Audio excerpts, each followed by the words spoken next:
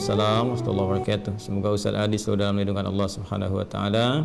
Semoga Anda pun demikian beserta keluarga Anda, dan semoga kita diikutkan ya oleh Allah Subhanahu wa taala pada perlindungan terbaik. Izin bertanya, bagaimana pandangan Ustaz dengan pendapat ulama yang memperbolehkan berkurban dengan ayam? Syukran. Assalamualaikum warahmatullahi wabarakatuh. Memang ada beberapa ulama yang berpandangan demikian, khususnya yang dinisbatkan kepada Imam Ibnu Hazm ya Al-Andalusi rahimahullah, yang wafat tahun 456 Hijrah, dan diikuti kemudian setelahnya oleh Ibnu Mubarrid yang wafat tahun 909 Hijrah.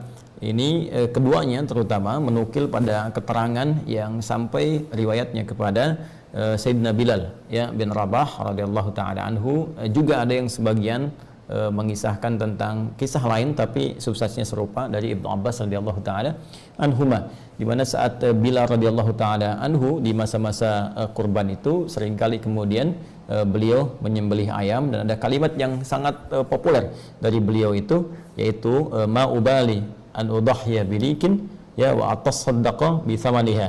Saya sungguhnya tidak peduli dengan apa yang orang-orang sajikan, saya bisa menyembelih ayam dan saya bisa bersedekah ya kemudian dengan hasil dari penyembelihan itu ya kepada anak-anak yatim ya, ila yatimin, kemudian wa ila dan juga kepada mughabbarin ya, orang-orang yang fakir.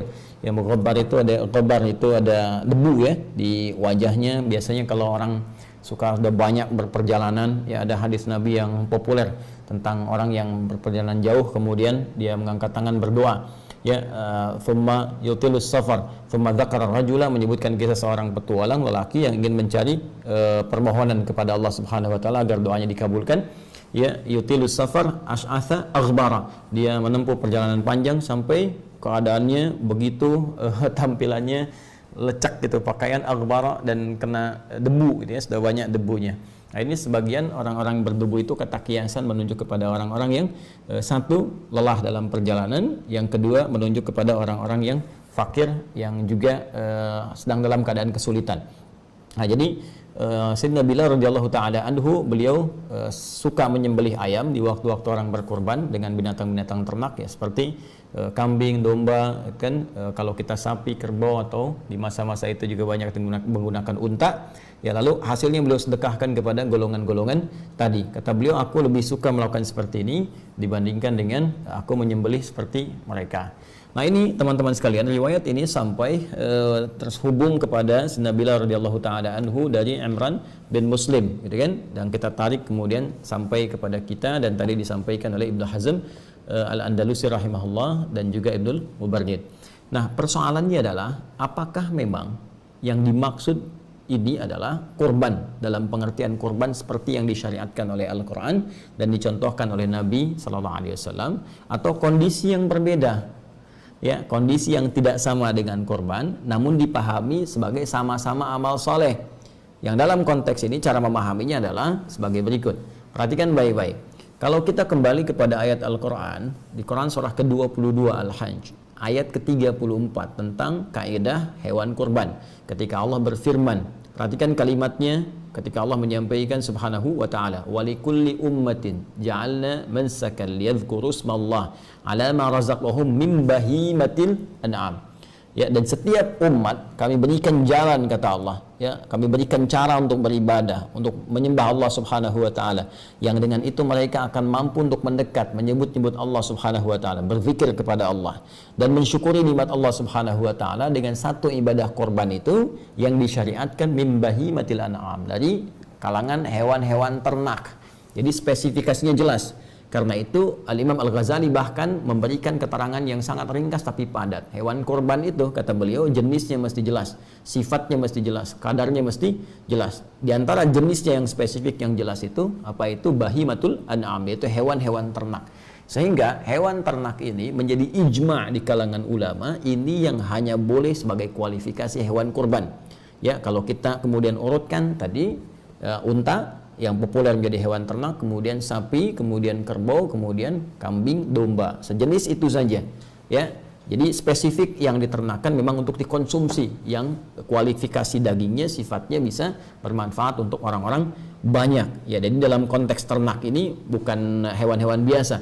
Nah, bagaimana kita mengetahui bahwa spesifik hanya ini saja? Ya, bahkan ayam juga bisa orang ternak ayam, bebek ternak bebek gitu kan. Bagaimana taunya hanya hewan ini saja? Yaitu contoh perilaku Nabi.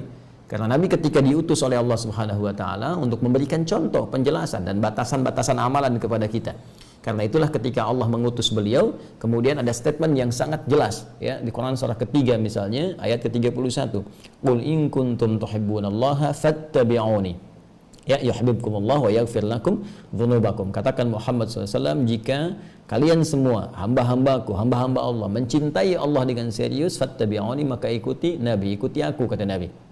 Ya, perintah Allah mengatakan kepada Rasulullah, ikuti semua petunjuk Rasulullah sallallahu alaihi wasallam. Dikuatkan di Quran surah ke-33 ayat 21. Laqad kana lakum fi Rasulillahi uswatun hasanah. Sungguh telah ditetapkan pada pribadi Rasulullah sallallahu alaihi wasallam suri teladan yang harus diikuti. Sekarang apa perintah Nabi dan contoh Nabi ketika menyembelih? Perhatikan kalimat Nabi-nya. La tazbahu illa musinnatan illa ayya'sura alaikum. Ya, fatazbahu jaza'atan minad dha'ni. Kata Nabi SAW, jangan kalian pernah sembelih kecuali hewan-hewan ini nih yang telah cukup usianya. Hewan-hewan apa yang dicontohkan Nabi itu? Ditunjukkan oleh Nabi SAW. Apa diantaranya? Nabi pernah sembelih unta, kan? Kemudian juga membenarkan Nabi sembelihan domba, kambing dan sejenisnya. Bahkan Nabi menyebut kalimatnya, kalaupun sulit menemukan yang umurnya telah tetap, ya seperti kambing atau domba yang telah 1 tahun masuk tahun kedua, sapi kerbau 2 tahun masuk tahun ketiga, unta telah masuk usia 5 tahun, illa jaza'atan minad dha'ni. Ya, kalau kalian kesulitan menemukan yang berumur ini, maka nggak apa-apalah, kata Nabi itu yang di bawah itu, ya dari kalangan apa? Disebutkan langsung seperti kambing, ya, baik, atau domba dan sejenisnya. Nah, jadi ini menunjukkan bahwa kurban yang dimaksud terbatas pada hewan ternak tertentu dan tidak di luar konteks yang ini. Adapun kebiasaan Sayyidina Bilal radhiyallahu taala anhu, beliau sahabat Nabi, tapi juga dilihat kualifikasi sahabat Nabi kan macam-macam. Ya. Contohnya apa? Contohnya dari segi harta benda misalnya. Hartanya Utsman kan luar biasa banyak. Abdurrahman bin Auf luar biasa banyak. Umar sangat lebih daripada cukup. Abu Bakar juga demikian. Karena itu mudah bagi mereka untuk berkorban menggunakan unta sekalipun. Ya, cuma Bilal kan radhiyallahu taala anhu punya keterbatasan dalam harta. Karena itu aktivitasnya lebih terkonsentrasi ke masjid. Ya kan? Karena keterbatasan ini beliau ingin seperti yang lain korban, ya, menggunakan hewan-hewan ternak. Cuma mampunya pakai ayam, ya. Karena itu, beliau ingin memberikan contoh teladan pada kita semua. Walaupun kita nggak bisa berkorban seperti yang lain-lain itu, minimal kita ambil spiritnya untuk berbagi, berikhtiar untuk mendapatkan ridha Allah Subhanahu wa taala. Walaupun nggak masuk kualifikasi kurban seperti yang lain-lainnya itu, minimal kita punya niat untuk berbagi. Nah, sifat berbagi itulah yang dicontohkan oleh Sayyidina Bilal dengan menyembelih ayam dan dibagikan. Sehingga beliau memberikan sebuah kalimat yang seperti satir gitu ya, sindirannya sangat dalam. Ya, daripada orang-orang kemudian berkorban dengan yang besar-besar tapi caranya keliru atau ada niat yang salah atau nggak benar, ya, hasil korupsi dipakai untuk korban, gitu kan, hasil nipu dipakai untuk korban, ya, atau berkorban dengan cara yang tidak ikhlas, akan lebih mulia seperti ini, menyembelih yang kecil-kecil tapi kemudian dibagikan dengan cara yang ikhlas. Tapi cara berpikirnya pun mesti benar. Kalau bisa berkorban dengan cara yang lebih bagus, niatnya ikhlas, maka ini lebih baik. Ya, dan kalaupun belum punya kemampuan, maka tirulah sahabat Bilal bin Rabah radhiyallahu taala anhu yang berusaha kemudian menabung walaupun dapatnya ayam untuk berbagi. Maka Anda bisa tiru sekarang. Saya nggak bisa beli kambing nih, tapi mungkin uangnya cukup untuk sedekah. Ya, uangnya cukup untuk beli ayam, berikan kepada yang kesulitan. Uangnya cukup untuk beli sembakonya, berikan pada yang kesulitan. Itu spirit yang ingin diajarkan. Dan itu pula yang dicontohkan sahabat Ibnu Abbas radhiyallahu taala anhuma, dan beliau waktu itu masih kecil. Ya, belum dewasa. Karena masih kecil, nah itu semangat beramal juga tinggi. Tapi kan Anda tahu, ya, kalau yang anak-anak itu walaupun beliau ada kematangan ya dari segi pemikiran fikih dan sebagainya, tetap dalam konteks ini ada riwayat-riwayat menunjukkan ada kebiasaan tuh sering beliau meminta asistennya untuk beli daging ya sebanyak 2 dirham ya kan, atau hewan kemudian disembelih sampai dikatakan kalau mau korban khusus nanti di saat Yaumun Nahri, hari-hari kurban ya, tanggal 10, 11, 12 sampai dengan 13 hari tasyriknya. Nah, karena kebiasaan itu telah terbiasa, maka beliau seringkali beli daging dibagikan pada hari-hari itu ya, dengan kemampuan beliau untuk membeli. Ini diikuti oleh guru-guru sekarang untuk melatih anak-anak sekolah ya, anak-anak di SD, anak-anak di SMP misalnya yang belum masuk ya, juga anak-anak TK, mereka sering iuran.